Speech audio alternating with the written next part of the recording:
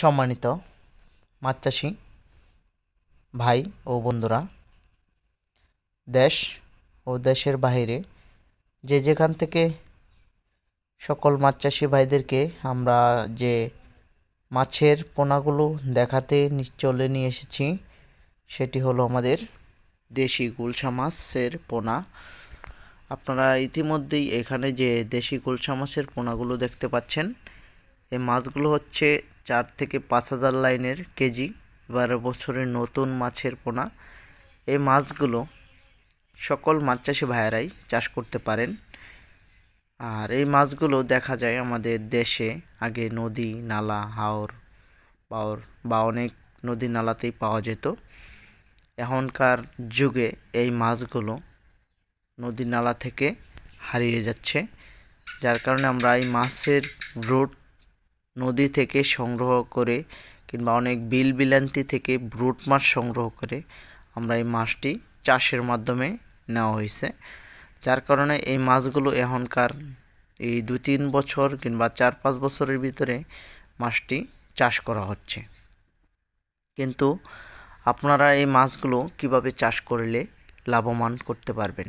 এই মাছ চাষ পদ্ধতি হচ্ছে, পুকুরে প্রতি শতাংশে 1000 থেকে 1500 পিস পোনা প্রতি শতাংশে দেওয়া যায়। আর এর খাবার হচ্ছে আপনারা ভাসমান ফিডও দিতে পারেন, কিংবা অনেকেই খোল কোরা ভুসি খাওয়াতে পারেন, এবং অনেকেই আপনারা বিভিন্ন খাবার দিয়ে মাছগুলো চাষবাস করতে পারেন।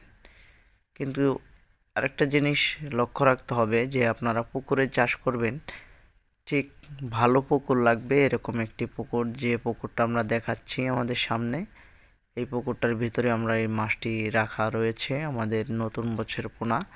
আমরা এই মাছটিকে বিক্রি করার জন্য